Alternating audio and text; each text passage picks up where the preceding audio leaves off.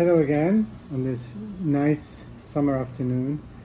It's pretty hot outside, but not too hot to sort of enjoy a nice bottle of red. We're in the Northern Rhone again. Surprise, surprise.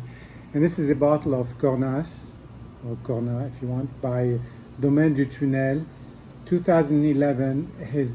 This is his Vin Noir wine. And we're going to talk a little bit about this. Stéphane Robert here is the winemaker. We visited him a couple of years ago, and this is where we got to know him and his wine. At least for me, I had bought some Domaine du Tunnel before, but it was in my cellar. I hadn't really enjoyed it yet. And he's got this most amazing thing where near his vineyard, and actually where he makes the wine is a tunnel that he bought about 15 years ago. No, actually less than that, 7-8 years ago. Used to be a train tunnel.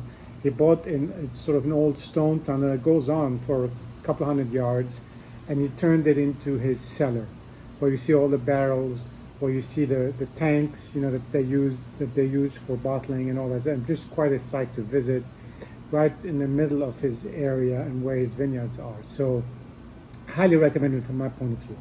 And the wines are just amazing. And I remember we were tasting the wines and we were kind of working our way through it. There was the Saint Joseph, which was quite good. We were tasting in 2018. Then the Cornas, and that was just delightful. And then the Vin Noir, and we started looking at each other. And the Pure Noir, and then everybody was just wow. And the big grin, ear to ear for all of us. And we knew we had found a new source of really amazing wine. And since then, we've been buying from him every year. Now, you can find some of the older vintages in the US in some places. This is a Vin Noir. And again, the difference is his Cornas is sort of, his regular, Syrah wine from a number of up to 15 different lots around, lieu dit, as they say, around the area. It's very good. It's a great sort of entry point. It's not, like a basic wine. It's a very good wine. It's much easier to drink young. And it's just so smooth and delightful. I think it's terrific. By the way, his wines are all destemmed. I remember we had this conversation with him, about destemming versus whole cluster. And anyway, a lot more people in Cornas seem to use this destem, and in Côte Rôtie they really believe in using the stems. But that's just sort of another observation. The Vin Noir is made out of 3 plots of 100-year-old vines. By now, the 100, back then, when he started making wines 25 years ago, they weren't as old. But now we're talking 100-year-old vines. And the scuttlebutt is that these are plots he actually rents from the Juge family. Marcel Juge was one of those mythical names in Cornas. He passed away. I think his wines are basically impossible to find. And the family, that's another thing, another one of these things with the Cornas that we discussed. Everybody seems to be linked by family to the previous generation of great winemakers. So is the case here with Stéphane Robert. I don't know if he's connected to the Juge family, but he's renting from them. And I not remember what the name, but he is somebody's nephew or so on and so on. And we discussed when we were there. And it's just kind of, it's funny, but it's great because this stuff stays in the hands of people who have grown up in this business, and I think there's something really special about that. The Pure Noir, which is the top grade wine, and it's very hard to find, it's double basically the price of the Vin Noir, is the wine that's made, basically it's a barrel lot.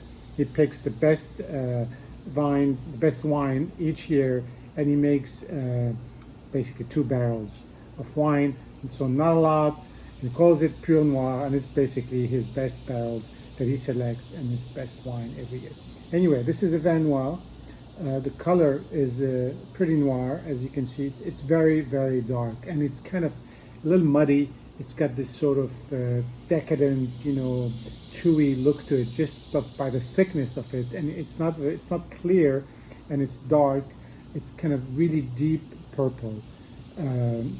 Bordering on really dark red.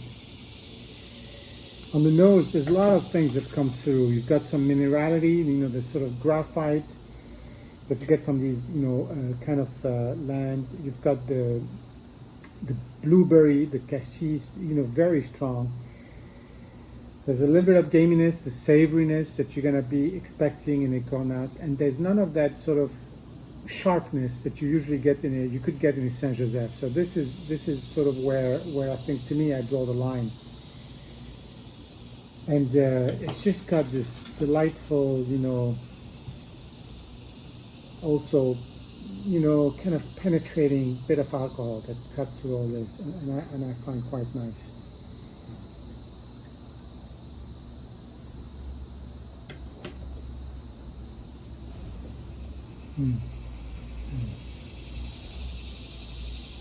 The finish really goes on.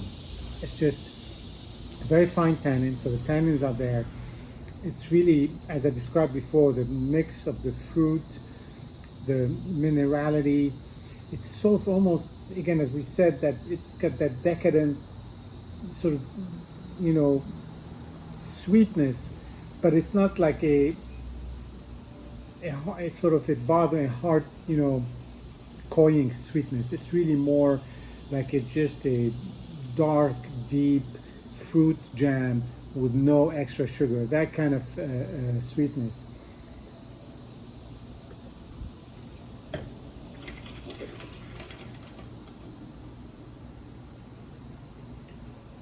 In the mouth, you get the same.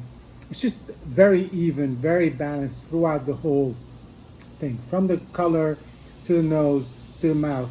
It's just everything says the exact same thing, which is kind of unusual, and it's sort of amazingly direct if you want. The fruit, the minerality, the thickness, the coatiness, around the mouth, the finish. It's just got that consistency all throughout, and just a delightful wine. This is by the way, this is a $50 bottle of wine that drinks like a $100 bottle of wine. I know we don't talk about the cost and dollars, often, because it depends on where you are, it depends on what your budget is, but this is just from that high-end Cornas world, if you want. This is totally an overachiever. And the Pure Noir is even better.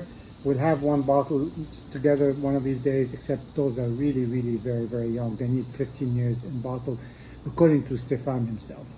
Anyway, cheers, and see you soon.